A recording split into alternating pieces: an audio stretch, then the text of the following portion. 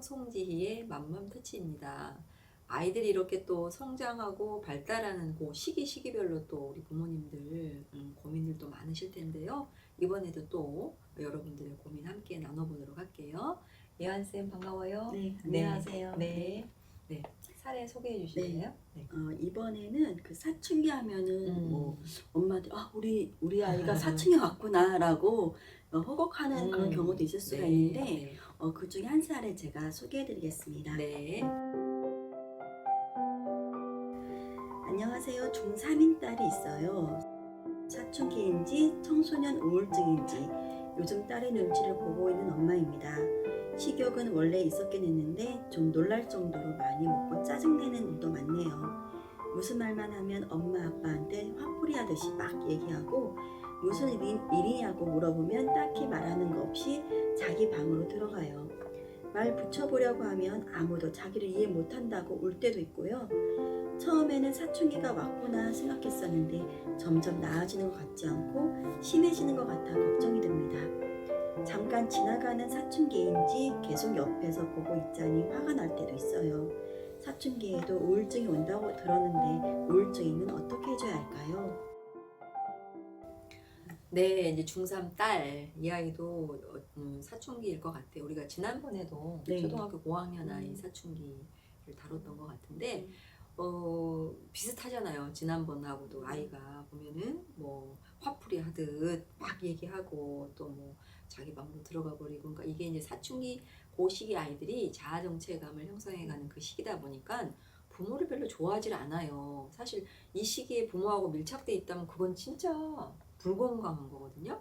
그러니까 이 시기에 애들이 이제 부모로부터 독립하고자 좀 멀어지고 말도 잘 안 하려고 하는 거는 굉장히 정상적인 발달인데, 이제 엄마가 혹시 얘가 우울증이 있나 이걸 걱정을 하시는데, 청소년기 우울증의 특징은요, 그러니까 성인들은 좀 무기력해지고 다운이 되고 말일 수가 없어지고 그런데 청소년 아이들의 우울증은 굉장히 공격적인 성향으로 드러나기도 해요. 그래서 어떤 아이들은 굉장히 뭐 게임에 몰입을 한다거나 아니면 뭐 일탈 행동을 한다거나 이런 것들로 드러나는데, 일단은요, 우리 아이가 지금 사춘기 청소년 시기에 건강한가, 정서적으로 건강한가를 살펴볼 수 있는 척도가 세 가지 정도가 있는데, 하나는 학교에 적응을 어떻게 하고 있나. 그러니까 아이가 학교 가는 것을 뭐 별 문제 없이 잘 간다면 얘는 굉장히 지금 건강한 사춘기 시기를 보내고 있다. 근데 아이가 뭐 학교를 안 가려고 한다거나 네. 아니면 또 무단 결석을 한다거나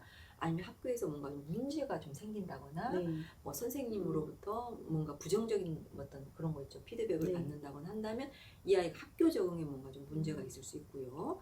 두 번째는 이 아이가 성적이 어떤가. 그러니까 뭐 성적이 갑자기 급격스럽게 떨어졌다거나 아니면 뭐 잘 하던 공부를 안 하려고 한다거나 이렇다면 그것도 이제 그러니까 이 아이의 어떤 정서적인 건강을 체크해 볼 수 있는 하나의 척도가 되고, 또래 관계가 어떤가. 그러니까 이 아이가 학교에서 친구 관계가 원만한가. 그러니까 청소년 시기는 굉장히 친구들을 좋아하는 그런 시기거든요.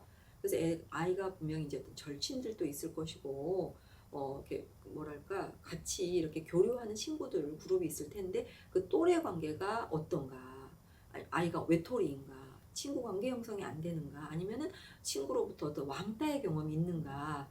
이 세 가지 정도의 척도를 가지고 학교의 적응, 성적, 또래 관계를 봐서 여기에서 뭔가 문제가 있다면 이 아이가 우울감이 있을 수 있겠죠. 그죠? 성적 부분에 생각이 드는 게 지금까지 아이가 하고 있던 그 공부 방법 있잖아요. 네. 그 공부 방법도 맞는지도 한번 엄마가 네. 같이 체크해 줄 필요는 있을 필요가 것 있죠. 같아요. 네. 그러니까 엄마들이 사실 이걸 되게 많이 간과를 하세요. 예를 들어서 뭐 갑자기 공부량이 늘었다거나 안 다니는 학원을 많이 다닌다거나 이런 것들. 예, 그다음에 이제 어떤 아이들 보니까 또래 관계에서 뭐가 왕따 문제가 생겼거나 또래 관계로부터 상처받은 일이 있었는데 엄마가 그걸 문제를 별로 그거를 중요하게 생각을 안 했어요. 근데 그것이 아이에겐 해결되지 않다 보니까 굉장히 큰 문제였고 학교 가는 게 부담스러워서 그게 악순환이 됐던 경우도 있으니까 이 세 가지를 가지고 엄마가 잘 좀 평상시에 관찰도 많이 하시고요. 그리고 아이를 일단은 좀 들어볼 필요가 있죠.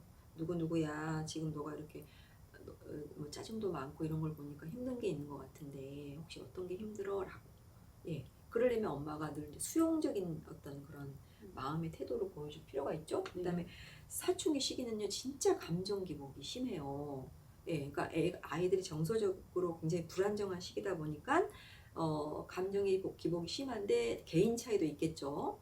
거기다가 이 아이가 또 여자아이다 보면은 이 감정의 오르락내리락이 좀 기복이 좀 있을 가능성이 있는데 그럴 때 이제 부모가 뭔가 감정적인 대처를 하면 아이들은 이제 그것을 더 상승시키는 그런 결과가 나올 수 있으니까 제가 지난번에 말씀드렸던 감정 신호등을 어떻게 켜는지에 대해서는 지난 그 영상을 여러분들 보시고 좀 참고를 하시고요. 그래서 엄마 아빠가 그 지금 감정을 잘 조절할 필요도 있고요. 그래야만 이 아이의 감정 기복을 상승시키지 않을 수가 있어요.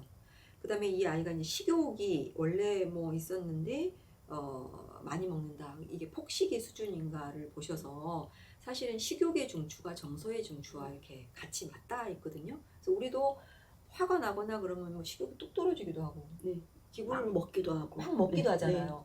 그다음에 기분이 우울할 때도 식욕이 뚝 떨어지기도 네, 하고 그다음에 이제 뭐냐면 우리가 스트레스가 있을 때 어떤 먹는 것 거기 감각에 집중을 하면 그때는 잊어버리죠. 네, 그죠? 맞아요. 네. 네, 그래서 우리가 뭐 먹방 같은 게 사실은 그렇게 건강하지 않은 게 그때는 잊어버리거든요. 먹는 거 보면 너무 즐겁잖아요.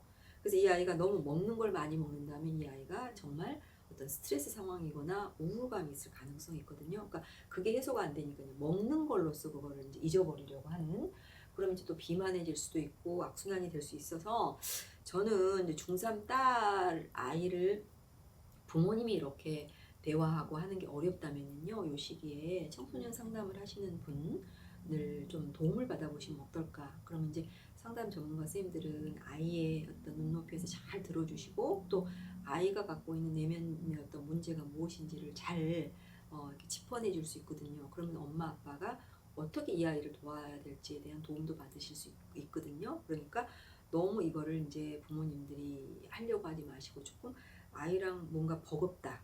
예, 계속 이렇게 아이하고 부딪히는 게 많다 그러면 상담 선생님을 만나게 해주는 거 일종의 것도 또 멘토의 역할을 상담 선생님들이 해주실 수 있어요. 그래서 상담실을 한번 방문해 보는 것도 좋은 방법이 될 거라는 생각이 들어요.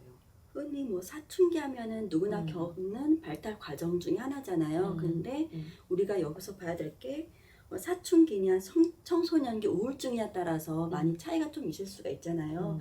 사춘기면은 그냥 지나가는 발달 과정이라 할 수도 있지만 우울증이 만약에 우울증이라면 지속적이면 아이들은 더 밑으로 꺼지게 되는 부분이 있잖아요. 네. 폭식하거나 안 먹거나 이러면은 이 지속 기간도 한번 살펴보실 필요가 있고 제가 어디서 그걸 본 것 같아요, 교수님. 그 애들의 그 청소년기 우울증이 그 어른이 사업하는 사업 실패 정도의 우울증 정도라고 하더라고요. 이게 만약에 우울증이 맞다면 교수님 말씀대로 전문가한테 상담을 한번 받아보고 혹시 모르잖아요. 부모한테 얘기 못할 거를 맞아요. 네, 전문가한테는 이렇게 하실 수 있으니까. 네. 그러니까 저도 이제 청소년 상담을 해보고 청년기 상담을 해보면 부모가 의외로 이 아이의 진짜 본질적인 문제를 모르고 있는 경우가 너무너무 많거든요. 그래서 이럴 때는 방치하지 말고 상담을 받도록 하시고요.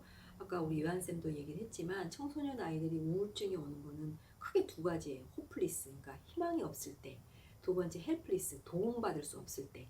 그러니까 이 아이에게 도움을 받을 수 있도록 해주고 그걸 통해서 희망을 갖게 해주면 이 아이들은 이제 우울증에서 벗어날 수 있어요. 그래서 부모님들이 지금 이제 아이에 대한 또 관심이 있으셔서 이렇게 또 질문도 올려주셨으니까 조금 전문가의 도움을 받아보시는 것도 좋을 것 같습니다. 힘내세요.